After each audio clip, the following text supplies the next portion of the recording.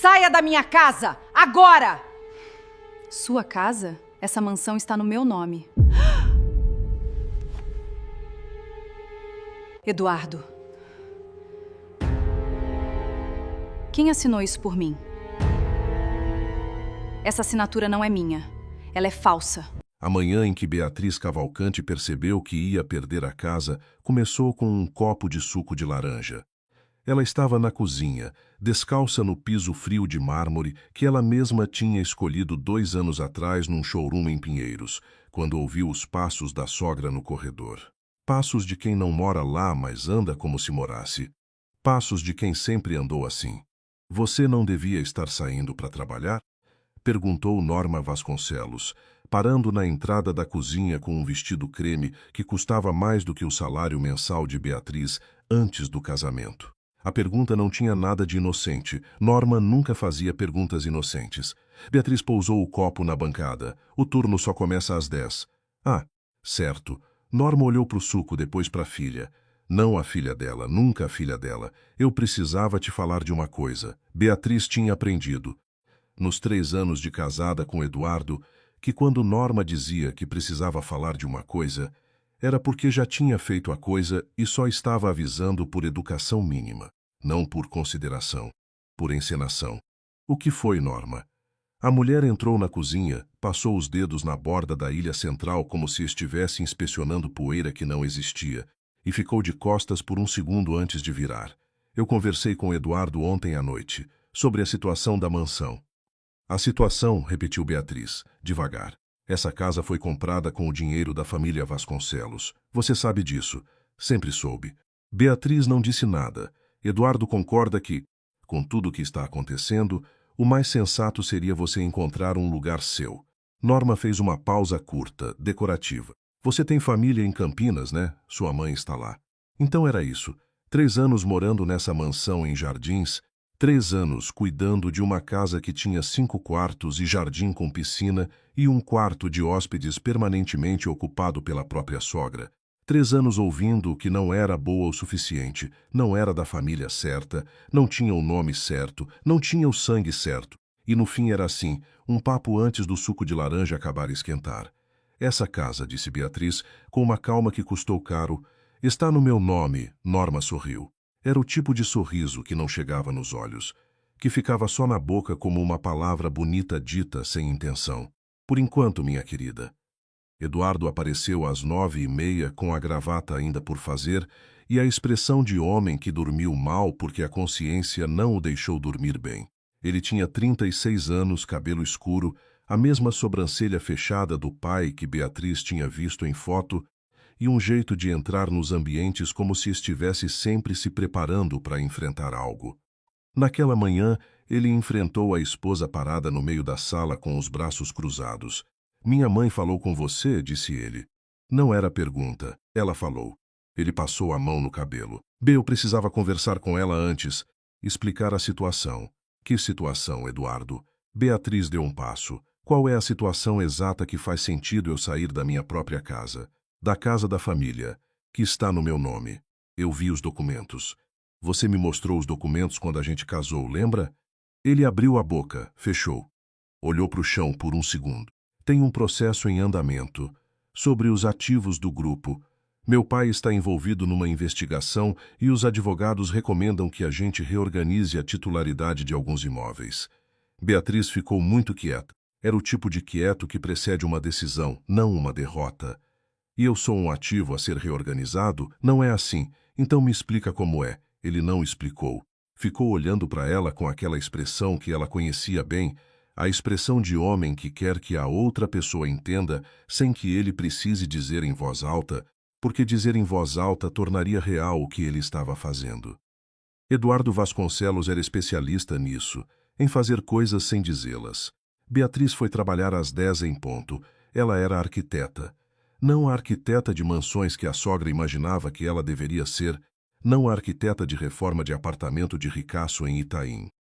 Ela trabalhava num escritório de arquitetura social em Pinheiros, projetos de habitação, requalificação de espaços públicos, coisas que Norma Vasconcelos chamava de esse trabalho de voluntário com aquele sorriso de boca só.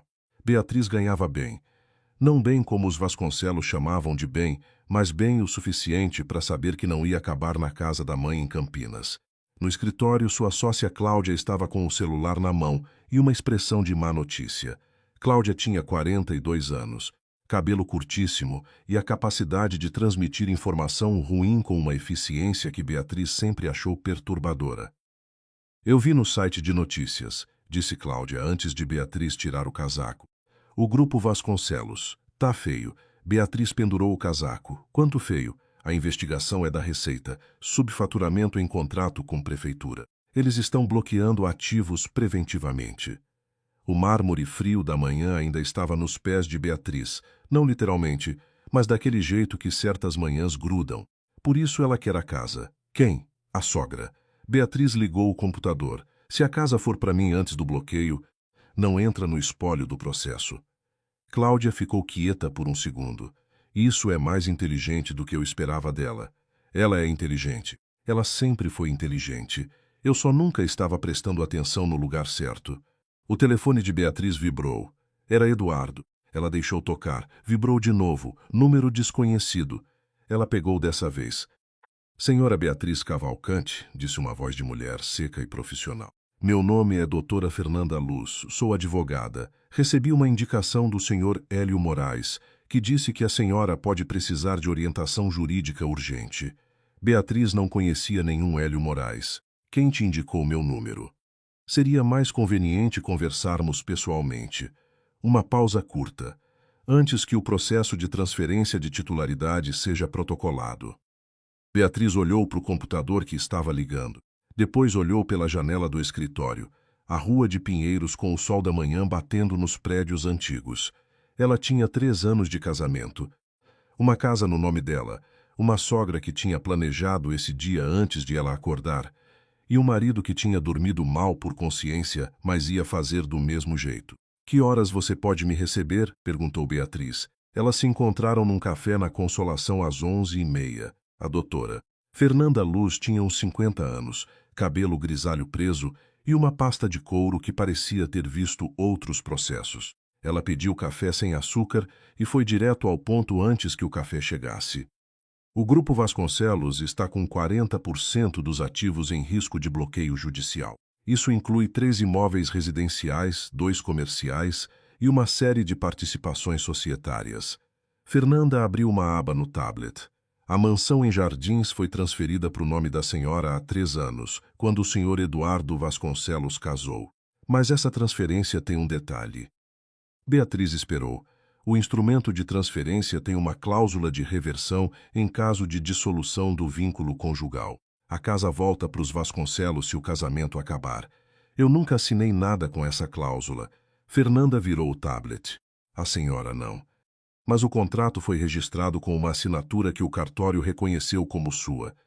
Beatriz olhou para o documento na tela. Era um papel que ela nunca tinha visto, com a assinatura dela que ela nunca tinha dado.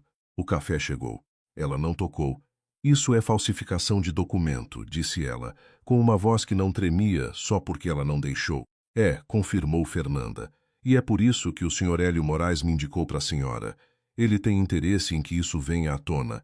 Quem é Hélio Moraes? A advogada fechou o tablet. Ele é irmão do pai de Eduardo Vasconcelos, tio-avô do seu marido. Uma pausa. E é o verdadeiro dono de 43% do Grupo Vasconcelos, num acordo societário que a família nunca registrou publicamente. Beatriz ficou olhando para a xícara que ela não tinha tocado. Do lado de fora o sol continuava batendo nos prédios. Alguém na calçada ria de alguma coisa. Ela pensou nos passos de Norma no corredor, na expressão de Eduardo de madrugada, no sorriso de boca só, 3 anos de coisas que ela tinha olhado sem ver. O que o senhor Hélio quer em troca? Perguntou ela. Fernanda esperou um segundo antes de responder, como se tivesse calculando até onde podia ir. Ele quer que a senhora não assine nenhum documento de transferência nos próximos 30 dias. Só isso, como se fosse simples. Como se a casa já não estivesse sendo retirada debaixo dos seus pés naquele momento. E se eu não concordar?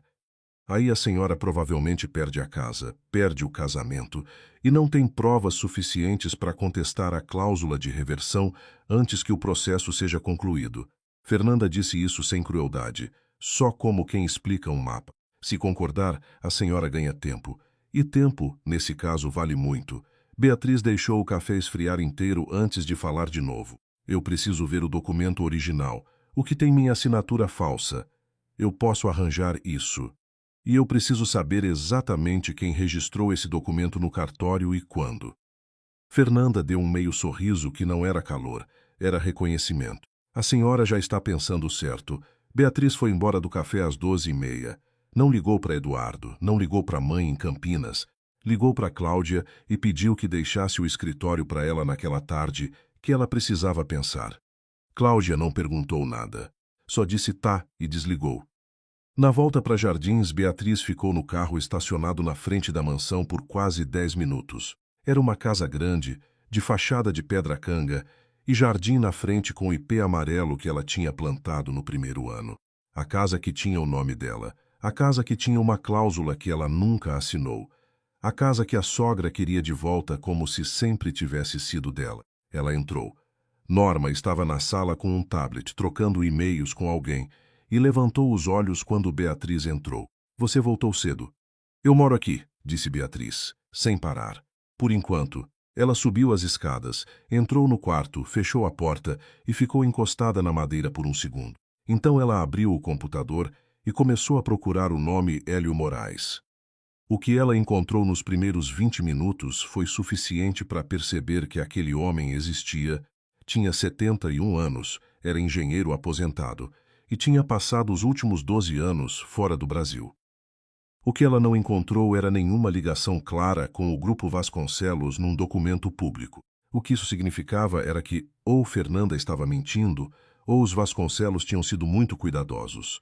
Ou os dois. O celular dela vibrou. Eduardo de novo. Dessa vez ela atendeu. Onde você tá? Perguntou ele. Em casa. Uma pausa. A gente precisa conversar. Eu sei. Eu sei, Eduardo. Ela fechou o computador. Eu estou esperando você. Ele chegou às 7 da noite com uma garrafa de vinho que ela não pediu e um jeito de entrar no quarto como se soubesse que a conversa ia doer. Beatriz estava sentada na poltrona de leitura, de frente para a janela que dava para o jardim. O ipê estava com algumas flores, amarelo alaranjado no fim da tarde. Você sabe sobre a investigação, disse ele. Não pergunta de novo. Fica mais fácil assim. Eduardo pousou o vinho sem abrir e ficou de pé no meio do quarto com as mãos nos bolsos. Eu precisei tomar algumas decisões sem te consultar. Sei que não é o certo. Mas a situação é grave, Beatriz. Ela o deixou falar. Ele falou por uns 4 minutos sobre proteção de ativos, sobre os advogados do grupo, sobre como era temporário, como tudo ia se resolver. Ela ouviu cada palavra. E ouviu também o que ele não disse, que a cláusula existia, que a assinatura estava num documento, que alguém tinha planejado aquilo há mais tempo do que a investigação da Receita existia. Me conta uma coisa, disse ela, quando ele parou. Esse contrato de transferência da casa, o original, onde está? Ele piscou, um pisco rápido demais, com os advogados. Qual escritório? Por que você? Qual escritório, Eduardo? Ele disse um nome. Ela não conhecia o nome. Fez uma nota mental. Eu quero ver o documento. Isso é burocracia desnecessária. Eu quero ver o documento que tem minha assinatura. Silêncio. O ipê lá fora estava laranja no entardecer. Eduardo olhou para a janela como ela tinha olhado antes, como se a resposta estivesse nos galhos. Amanhã eu peço para o escritório mandar uma cópia. Hoje. Ele tirou o celular do bolso, digitou alguma coisa, ficou esperando. A resposta chegou rápido demais para um pedido de documento burocrático de fim de expediente. Quando ele virou o telefone para ela, a tela mostrava um PDF. Beatriz olhou o documento. A data de registro era de 2 anos e 8 meses atrás. A assinatura era parecida com a dela, mas não era. Ela devolveu o telefone sem dizer nada sobre a assinatura. Só perguntou: quando o processo de transferência vai ser protocolado? Essa semana? Provavelmente. Eu precisarei de alguns dias para organizar minhas coisas. Eduardo olhou para ela com algo nos olhos que ela não conseguiu ler direito, ou talvez não quisesse. Alívio e culpa misturados têm mais ou menos a mesma cor. Claro, disse ele. Tudo o que precisar. Ela esperou ele sair do quarto para pegar o celular e mandar uma mensagem para Fernanda Luz com o nome do escritório de advocacia e a data do documento. A resposta demorou 3 minutos. Esse escritório é do cunhado de Norma. O registro da assinatura foi feito por uma tabeliã que foi demitida 6 meses depois por irregularidades. Eu precisava confirmar isso. Agora eu tenho. Beatriz ficou olhando para o telefone. Depois olhou para o IP lá fora, que estava perdendo a cor com o anoitecer. Ela tinha 30 dias. Fernanda tinha as provas que precisava. E Hélio Moraes, quem quer que fosse, tinha um interesse que ela ainda não entendia de verdade. Mas uma coisa ela entendia. Aquela casa estava no nome dela, e ia continuar estando. Só que essa semana ela ia precisar ser mais rápida do que os Vasconcelos esperavam. Ela foi dormir antes de Eduardo voltar para o quarto. Acordou às 5 da manhã com o céu ainda fechado e ficou deitada no escuro pensando no documento, na cláusula, no sorriso de boca só da sogra. Pensou em todas as vezes que Norma tinha entrado na cozinha como se a casa fosse dela. Pensou que talvez ela nunca tivesse entrado como hóspede. Talvez ela sempre tivesse entrado como proprietária. Às 5h30, Beatriz se levantou, foi para a cozinha e fez o próprio suco de laranja. Dessa vez ela bebeu até o fim, em pé na pia, descalça no mármore frio que ela mesma tinha escolhido. Doutora Fernanda Luz não tinha escritório. Tinha uma sala emprestada num coworking no Bom Retiro, 2 plantas que precisavam de água e um histórico de casos que a maioria dos advogados de Jardins não teria aceitado. Beatriz chegou às 8h30 com 2 cafés na mão e a expressão de quem dormiu 4 horas e não ia pedir desculpa por isso.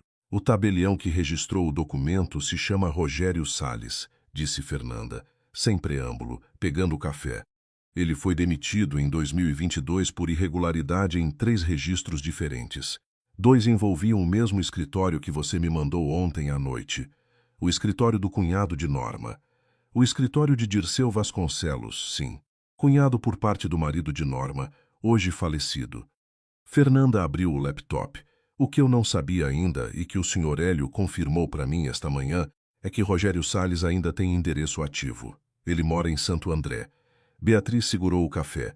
Ele pode testemunhar, se quiser. E provavelmente vai querer, porque ele deve muito mais a quem o demitiu do que a quem usou o serviço dele. Fernanda parou na tela. Mas tem um problema. Sempre tinha. Eduardo Vasconcelos protocolou ontem à noite um pedido de tutela antecipada. Ele quer que o imóvel seja reconhecido como bem de família Vasconcelos antes do processo de transferência formal. Fernanda girou o laptop para Beatriz ver. Se o juiz conceder liminar, a casa fica congelada. Nenhuma transferência, nenhum registro, nenhuma movimentação. O que parece bom para você, mas não é. Por quê?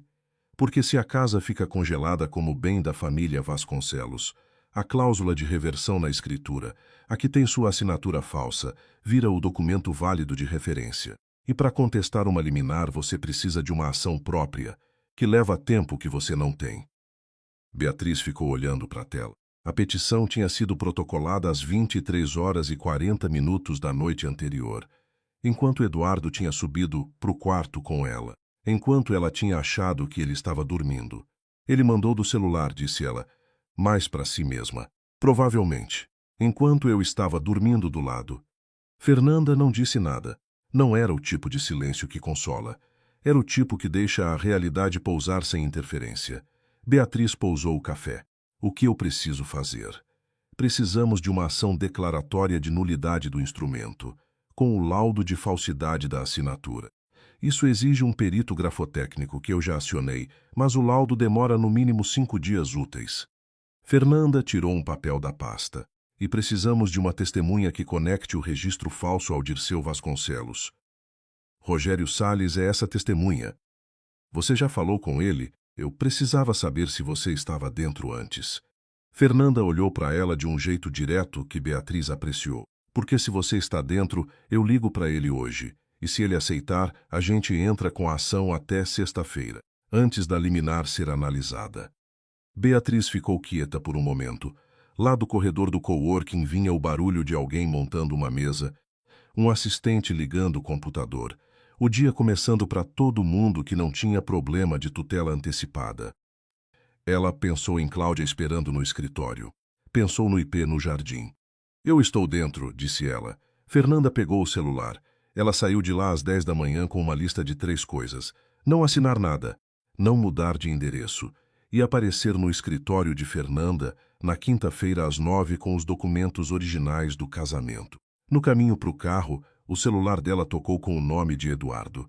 Dessa vez ela atendeu no terceiro toque, porque atender no primeiro e aparecer que ela estava esperando, e atender no quarto e aparecer que ela estava evitando.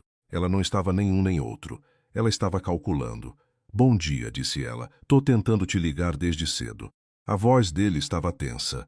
Aquela tensão de quem está controlando o volume porque tem outras pessoas no ambiente. Provavelmente o escritório. Provavelmente a mãe. A gente precisa resolver logo a questão da casa.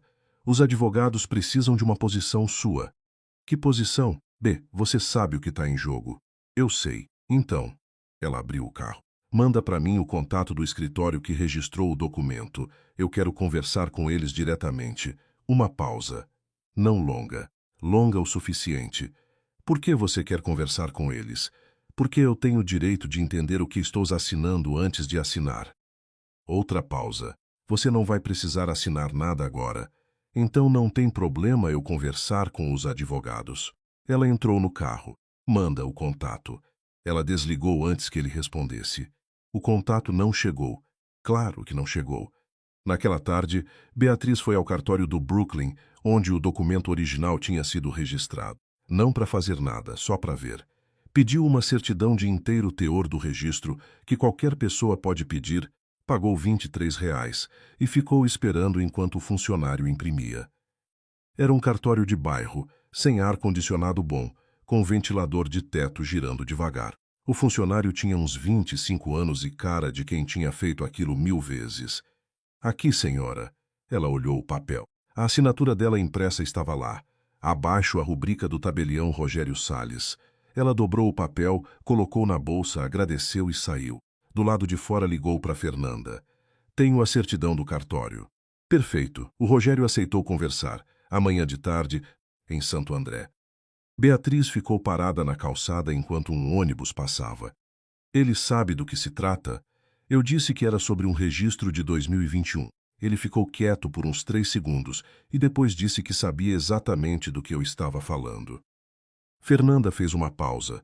Esse silêncio de 3 segundos valeu mais do que qualquer confirmação. Ela foi para casa. Norma estava no jardim com uma tesoura de poda, cortando os galhos do ipê com uma metodologia que Beatriz nunca tinha visto a sogra aplicar a nenhuma outra coisa. Norma a viu chegar e ergueu a cabeça com um sorriso diferente do de costume, mais suave, como quem já ganhou, mas ainda está sendo gentil por hábito. O Eduardo me disse que você vai precisar de um tempo para se organizar. Se precisar de ajuda com as mudanças, posso indicar uma transportadora que a família usa. Beatriz parou na calçada do jardim. Obrigada, Norma. De nada, querida. Ela entrou sem olhar para trás. Naquela noite, Eduardo ficou até meia-noite no escritório. Beatriz jantou sozinha, arrumou os documentos que precisava e, antes de dormir, ficou olhando para a janela do quarto por um tempo que não conseguiu medir. Havia uma pergunta que ela ainda não tinha resposta. Por que Hélio Moraes queria ajudá-la? A resposta chegou no dia seguinte, em Santo André, numa sala de estar com televisão ligada no volume baixo e um senhor de uns 65 anos que parecia ter envelhecido mais rápido do que deveria. Rogério Salles tinha olhos cansados, do tipo que não é falta de sono, é falta de paz. Eu sabia que alguém ia aparecer um dia, disse ele, com as mãos no colo, sentado num sofá de couro que estava puindo nos braços. Eu só não sabia se ia ser a polícia ou advogado. Prefere a polícia? Perguntou Fernanda. Prefiro resolver isso sem mais confusão do que já tem. Ele olhou para Beatriz. Você é a mulher do Eduardo. Era. Ele assentiu devagar, como quem concorda com uma informação que já sabia. O senhor Dirceu Vasconcelos me procurou em novembro de 2021. Me pediu para registrar um instrumento com assinatura reconhecida por semelhança. Me disse que era um caso de urgência familiar, que a esposa tinha concordado verbalmente, mas não podia comparecer por problema de saúde. Uma pausa. Me pagou bem, 3 vezes o que eu ganhava num mês. Beatriz ouviu isso sem mexer nenhum músculo do rosto. Eu sabia que estava errado, continuou ele. Sabia no momento que fiz. Mas eu tinha uma dívida. Minha filha estava com problema na faculdade. Ele parou. Olhou para a televisão. Eu fiz. Você está disposto a assinar uma declaração descrevendo o que aconteceu? Perguntou Fernanda. Se me garantirem que não vou preso por isso. Isso é uma conversa com o Ministério Público, não comigo. O que eu posso dizer é que colaboração processual tem peso. Rogério ficou quieto por uns 10 segundos. Do lado de fora uma criança corria na calçada, o barulho dos passos no calçamento chegando pela janela aberta. Manda o documento, disse ele. Eu assino. No carro de volta, Fernanda virou no sinal da Avenida dos Estados e disse sem preâmbulo. Agora você precisa saber do Hélio. Beatriz estava olhando pela janela. Eu sei. O que você sabe? Que ele não está me ajudando de graça. Ninguém com 71 anos e 43% de uma holding age por altruísmo numa crise tributária. Fernanda deixou um sorriso escapar. Ele quer usar o processo de nulidade da escritura como alavanca. Se o documento for anulado, toda a cadeia de titularidade dos imóveis do grupo fica comprometida. Inclusive a reorganização que a família tentou fazer nos últimos 6 meses. Ela mudou de pista. O processo da Receita não é só sobre subfaturamento, é sobre ocultação de patrimônio. O Hélio ficou fora do Brasil 12 anos porque brigou com o irmão sobre a participação societária dele, que foi diluída sem autorização. Agora ele quer essa participação de volta, e a sua ação é a peça que faltava no jogo dele. Beatriz ficou com isso por um momento. Fora do carro, São Paulo passava como sempre passa, sem parar para ninguém. Se o processo dele avançar, disse ela, o que acontece com a casa? A casa volta a ser disputada com a titularidade original, antes do documento falso, o que significa que a cláusula de reversão cai junto. Fernanda olhou para ela de canto, e a casa continua no seu nome. Mas eu viro peça no jogo do Hélio. Você vira peça no jogo do Hélio.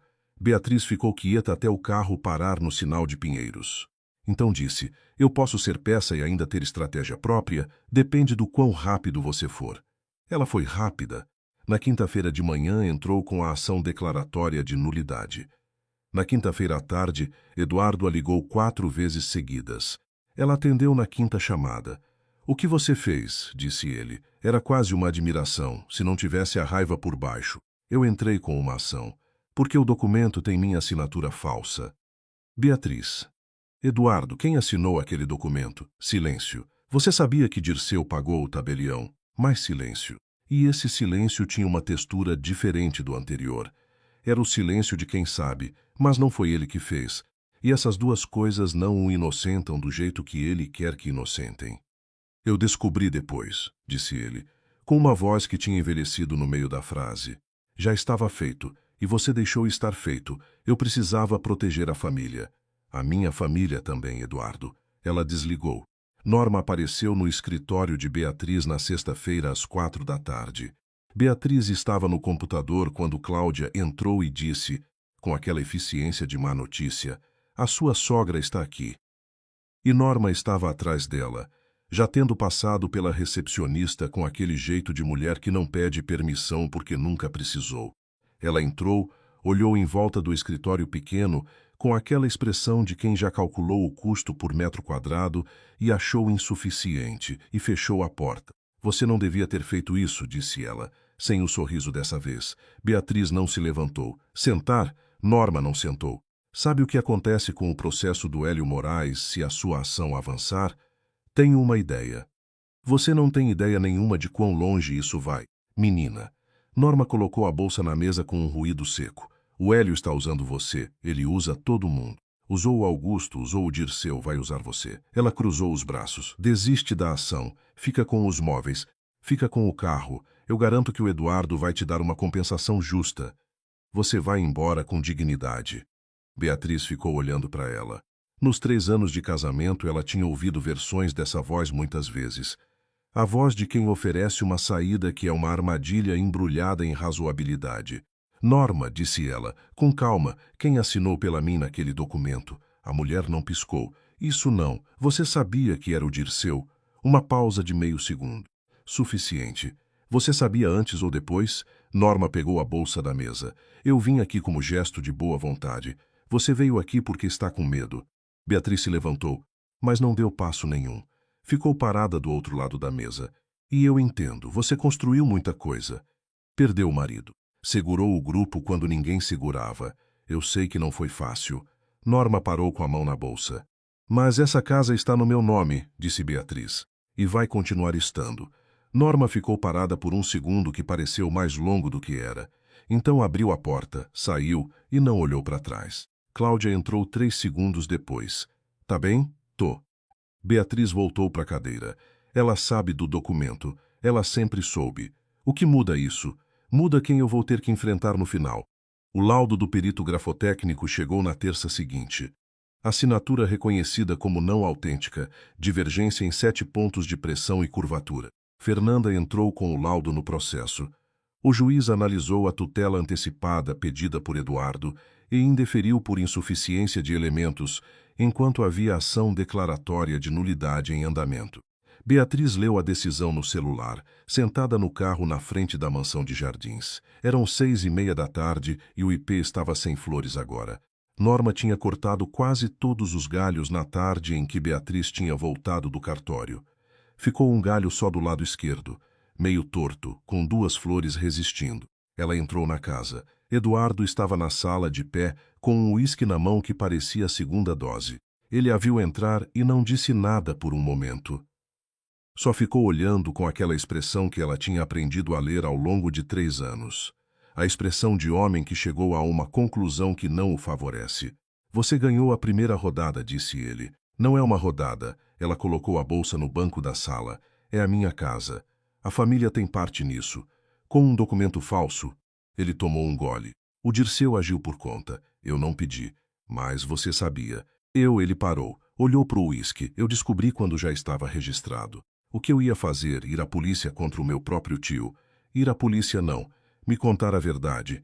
Beatriz ficou no meio da sala. Você podia ter me contado a verdade, Eduardo. Em algum momento dos 2 anos e 8 meses desde que aquele documento foi registrado, você podia ter me contado. Ele não respondeu. Porque não havia resposta que não fosse a verdade que ele não tinha dito. Eu vou dormir no quarto de hóspedes enquanto o processo corre, disse ela. Quando terminar, a gente decide os próximos passos. Que próximos passos? Ela pegou a bolsa, ainda não sei, e foi embora da sala. Hélio Moraes a ligou na quarta-feira de manhã, pela primeira vez desde o começo de tudo. Voz de homem de 70 anos que já negociou muita coisa, pausada, precisa, sem calor desnecessário. A senhora fez bem, disse ele. Eu fiz o que era certo para mim. Naturalmente, uma pausa. Eu gostaria de uma reunião, essa semana, se possível. Antes eu preciso de uma resposta. Beatriz estava no escritório, de pé perto da janela. O senhor sabia do documento antes de me ligar pela primeira vez? Um silêncio de 4 segundos. Eu soube da existência de uma irregularidade no registro. Não dos detalhes. Quando soube, há cerca de 6 meses. Então o senhor esperou o momento certo para usar. Eu esperava o momento em que alguém do lado de dentro estivesse motivado o suficiente para agir. Beatriz olhou pela janela. Pinheiros lá fora. Sol na calçada. Que garantia eu tenho de que o senhor não vai virar contra mim assim que o que ele precisa for resolvido? Nenhuma formal, disse ele. Só o interesse compartilhado. Enquanto a sua ação avança, a minha posição societária avança. Se a sua ação parar, a minha para junto. Outra pausa. Eu tenho 71 anos, senhora Beatriz. Não tenho tempo para jogadas de longo prazo que não me beneficiem. Ela ficou com isso. Era uma lógica fria que fazia sentido. Segunda-feira, 10 da manhã, disse ela. Manda o endereço para Fernanda. Ela desligou. Na quinta-feira à tarde, Norma Vasconcelos apareceu mais uma vez. Não no escritório dessa vez. Na própria mansão, às 3 da tarde, quando Beatriz havia voltado cedo porque tinha reunião em casa com Fernanda. Ela desceu as escadas e encontrou a sogra na sala com Eduardo, os dois de pé, e um terceiro homem sentado no sofá que ela não reconheceu de imediato, até reconhecer. Dirceu Vasconcelos. O cunhado de Norma, o responsável pelo documento. Ela o tinha visto uma vez num jantar de família 2 anos atrás, gordo, risonho, sempre com uma história longa. Agora estava com o rosto fechado e uma pasta no colo. Os três a olharam quando ela apareceu no último degrau. Beatriz, disse Eduardo. Ela não desceu o último degrau.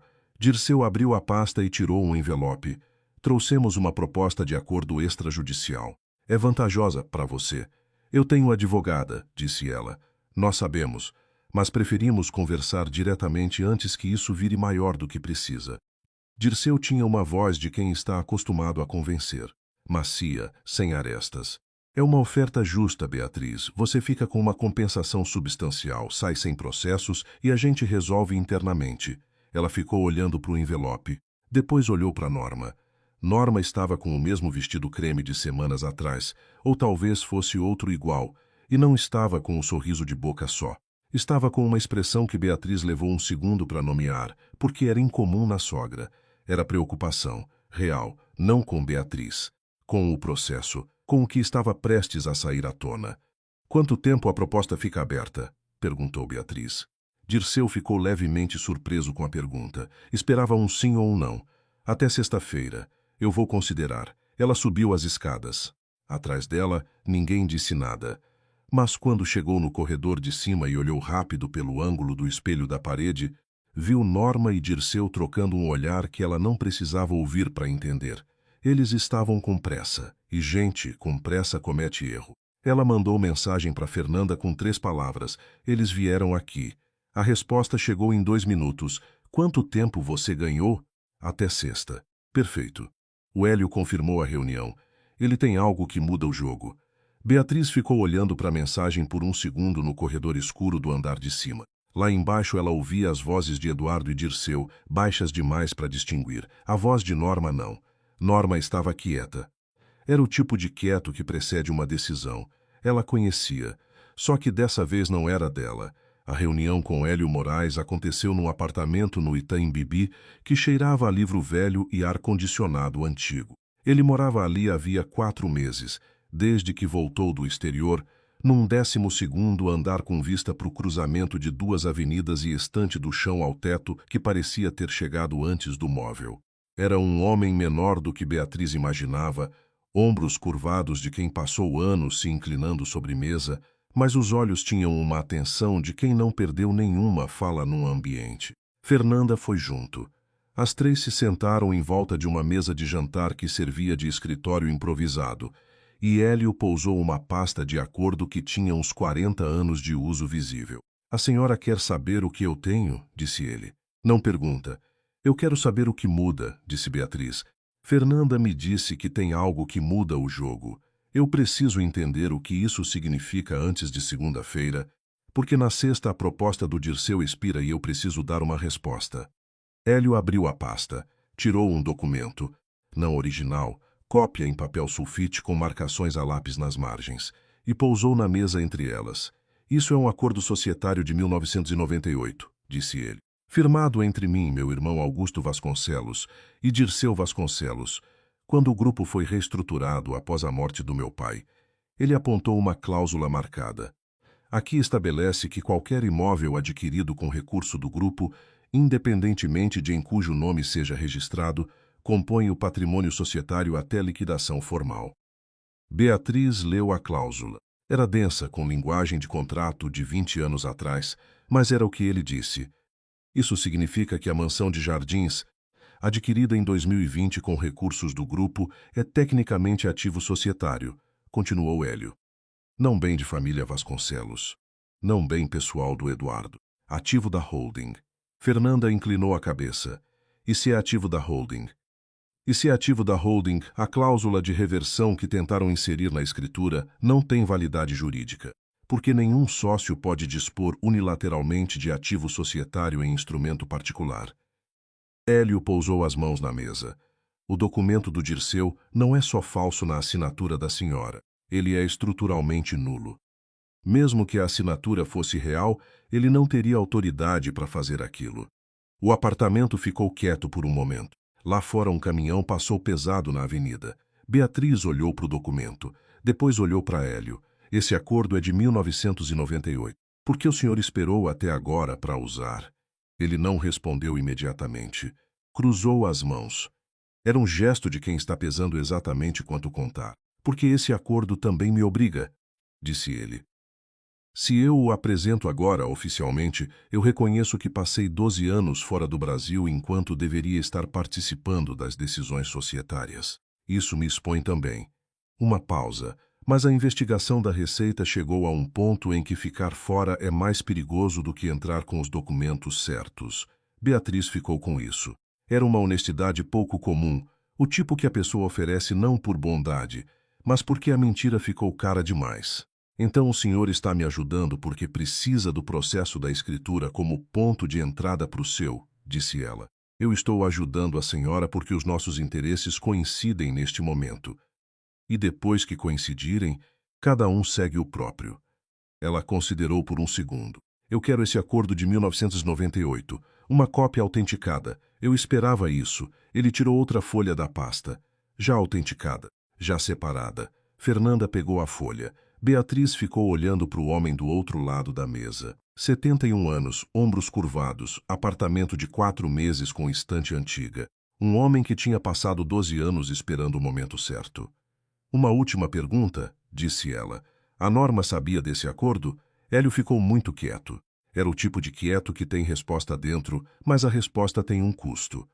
Norma foi quem me procurou, em 1999, para dizer que o meu irmão Augusto ia diluir minha participação sem minha autorização. Uma pausa.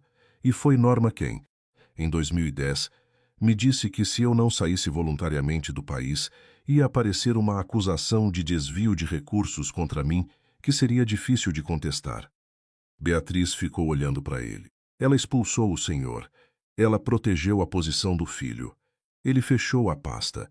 E agora está com medo de que eu volte para cobrar. Beatriz saiu do apartamento com o documento na bolsa e um peso diferente do que tinha entrado. Não mais pesado, mas claro.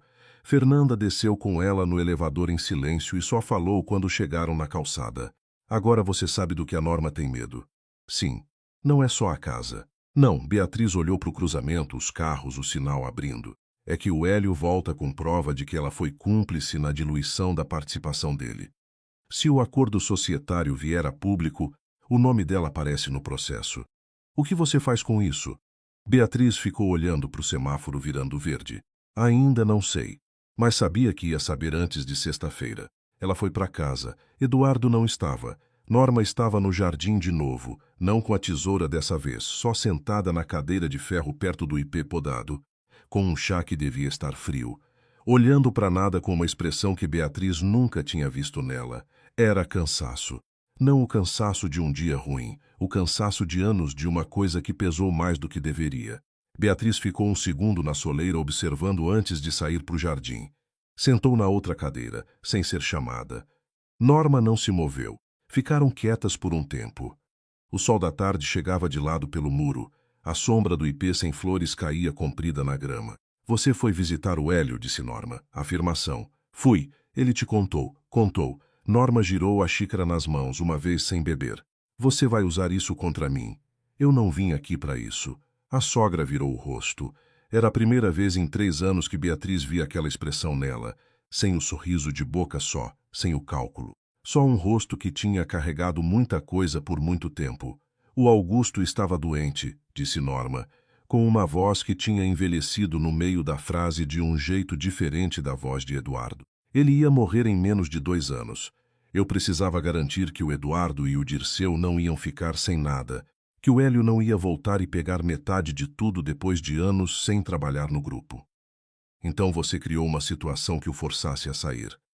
Eu protegi minha família, custando a participação de outra pessoa. Norma não respondeu imediatamente.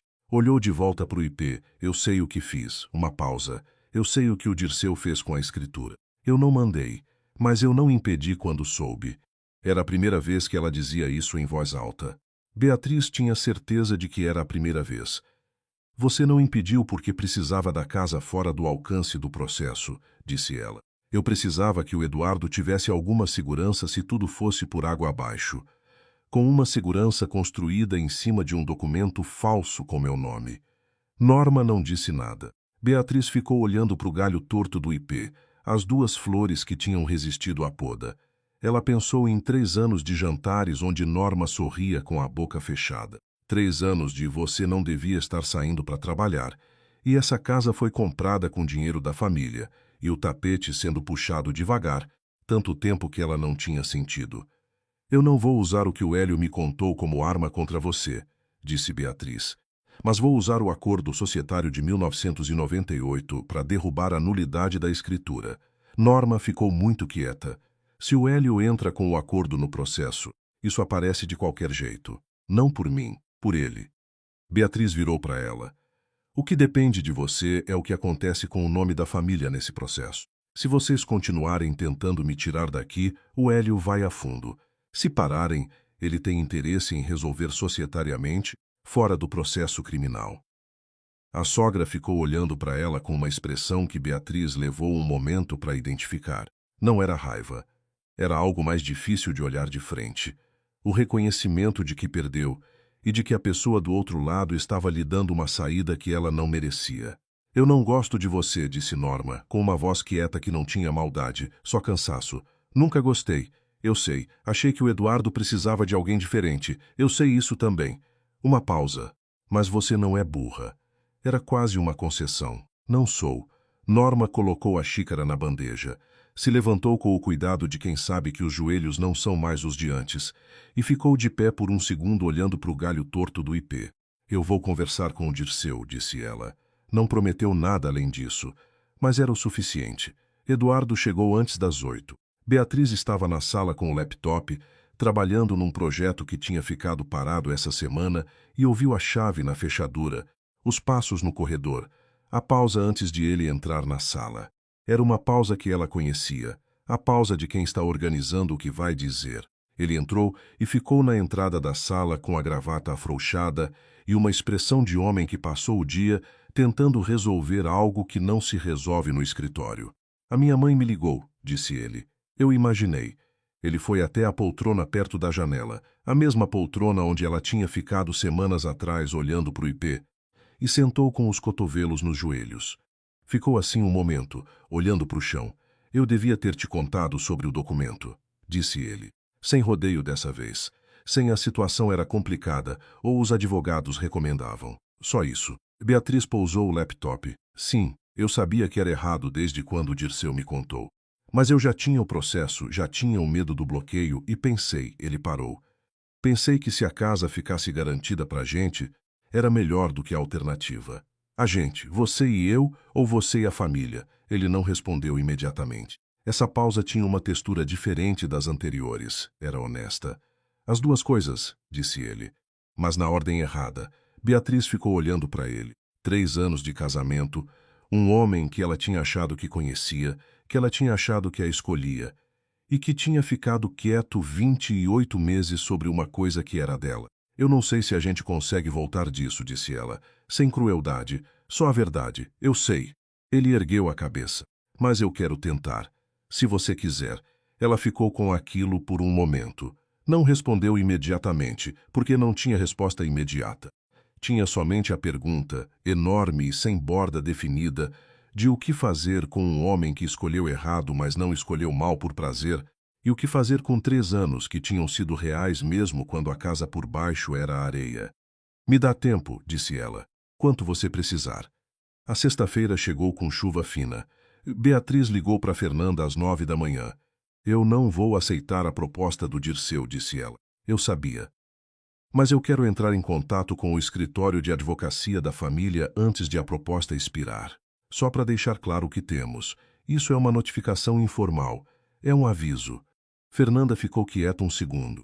Você acha que eles vão recuar? Eu acho que a Norma vai convencer o Dirceu a recuar. Porque a alternativa é pior para o nome da família do que a casa. Havia um silêncio de quem está calculando. E o Hélio? O Hélio vai entrar com o acordo societário de qualquer jeito. Mas, se a família não contestar mais a escritura, ele entra num processo mais estreito, sem arrastar o processo criminal junto. Você negociou isso com ele, eu entendi o que ele quer. Não é a casa. É a participação societária. A casa é só a alavanca. Beatriz estava de pé na janela do quarto, olhando a chuva no jardim. O galho torto do ipê estava molhado, as 2 flores resistindo ainda. Se eu tiro a alavanca da mão dele antes de ser necessária, ele ainda tem o que precisa. Só tem menos poder de barganha sobre mim. Fernanda ficou em silêncio por mais um segundo. Então disse: Você aprendeu rápido. Eu tive bons professores. Uma pausa. A Norma, principalmente. A notificação foi enviada às 10 da manhã por escrito pelo escritório de Fernanda. Descrevia os documentos em posse da defesa, o laudo grafotécnico, a declaração do tabelião Rogério Salles e o acordo societário de 1998 autenticado. A resposta chegou às 2 da tarde. Era curta. Dizia que a família Vasconcelos decidia retirar o pedido de tutela antecipada e não contestaria a ação declaratória de nulidade da escritura. Fernanda mandou a mensagem com um ponto de exclamação, o único sinal de emoção que Beatriz tinha visto nela em semanas. Beatriz ficou olhando para o celular por um momento. Estava no escritório em Pinheiros. Cláudia estava do outro lado da mesa trabalhando num projeto e, sem olhar, levantou o polegar como quem já sabia o resultado antes do resultado. Vai almoçar comigo? Perguntou Cláudia. Vai. Elas foram num restaurante na rua de baixo, aquele que tinha mesa na calçada mesmo com o tempo fechado, com as mesinhas molhadas de chuva que pararam meia hora antes. Pediram o prato do dia e ficaram quietas por um tempo antes de Cláudia perguntar: E agora? Beatriz olhou para o copo de água. A ação de nulidade corre. O acordo societário do Hélio vai ter o processo dele. A casa fica. E o Eduardo? Uma pausa. Ainda não sei. Cláudia não perguntou mais nada. Era essa a melhor característica de Cláudia. Sabia quando perguntar e quando deixar a resposta existir no próprio espaço. A ação declaratória de nulidade foi julgada procedente 43 dias depois, numa tarde de quinta-feira que Beatriz passou no escritório como qualquer outra quinta-feira. Fernanda ligou às 4. A assinatura foi declarada falsa, o instrumento nulo, a titularidade original mantida. A casa era dela. Não era novidade, sempre tinha sido. Mas havia uma diferença entre saber e ter o papel que dizia. Ela foi para Jardins direto do escritório. Eduardo estava em viagem, tinha sido assim as últimas semanas, mais fora do que dentro, e eles tinham chegado a um acordo tácito de que o quarto de hóspedes era o lugar certo por enquanto. Norma tinha voltado para o apartamento dela em Riguenópolis 2 semanas antes, sem cerimônia, com 2 funcionários e 4 malas. A casa estava quieta quando Beatriz entrou. Grande e quieta, do jeito que às vezes ela detestava e às vezes gostava. O tipo de quieto que pertence só a você. Ela foi direto para o jardim. O ipê estava começando a brotar de novo. Não muito, só as pontas dos galhos novos, aquele verde claro de começo de coisa, até no galho torto que tinha ficado depois da poda de Norma. Ela ficou de pé olhando por um tempo. 3 meses antes ela tinha bebido suco de laranja num piso frio, enquanto a sogra entrava na cozinha como se já fosse proprietária. 3 meses de documentos, advogadas, tabeliões aposentados, acordos de 1998, um tio-avô com 71 anos e uma pasta velha. 3 meses de acordar às 5 da manhã para pensar. O processo do Hélio ainda corria. Ia correr por mais tempo. O nome de Norma apareceu nos autos como era inevitável, mas num escopo mais estreito do que poderia ter sido. Dirceu Vasconcelos tinha um processo próprio pela falsificação. Eduardo tinha sido intimado a depor uma vez, como testemunha, não como réu. Ela não sabia ainda o que ia acontecer com o casamento. Era a única pergunta que não tinha mapa. O portão abriu atrás dela. Passos no corredor coberto. Eduardo entrou no jardim com a mala ainda na mão, como se tivesse vindo direto do aeroporto sem passar pela sala. Ficou parado alguns metros atrás dela. Fernanda me ligou, disse ele. Eu sei que ela te ligou. Beatriz. Ela ficou olhando para o galho torto por um segundo. Então virou. Ele estava com a cara de quem viajou e não dormiu bem e passou o voo inteiro pensando em alguma coisa. Ela conhecia aquela cara. Nos 3 anos tinha aprendido a ler. Eu errei, disse ele. Não tinha mais o eu soube depois, ou a situação era complicada. Só aquilo. Eu sei que você sabe, não é suficiente. Não. Ela deu um passo, mas é um começo honesto. Ele ficou quieto. Olhou para o ipê, os brotos novos que ela tinha olhado um minuto antes. Ficou olhando por um tempo longo demais para ser casual. O que você quer? Perguntou ele. Com genuína dúvida, não o que ele queria que ela quisesse, o que ela queria. Ela ficou com a pergunta por um momento. Pensou em 3 anos de casa grande e jardim com ipê, e uma sogra que entrava com passos de proprietária. Pensou em Cláudia com o polegar levantado sem olhar. Pensou no piso frio de mármore que ela tinha escolhido num showroom em Pinheiros. Eu quero que essa casa seja minha, disse ela. Não em papel, de verdade. Ela é sua. E eu quero que quem mora aqui saiba disso. Ele ficou olhando para ela. A expressão que ela viu não era alívio. Era algo que demorou a chegar e por isso pesava mais. A aceitação de que as coisas tinham que ser do jeito que ela dizia, não porque ela tinha ganhado uma batalha, mas porque era o único jeito que fazia sentido. Eu sei, disse ele. Ficaram os dois no jardim por um tempo, sem falar mais nada que precisasse ser dito. O sol estava baixo, daquele laranja que jardins têm no fim de tarde quando a chuva passou. O galho torto do ipê tinha 2 flores e um broto novo na ponta. O portão estava fechado, a casa estava de pé, e o nome no papel era dela.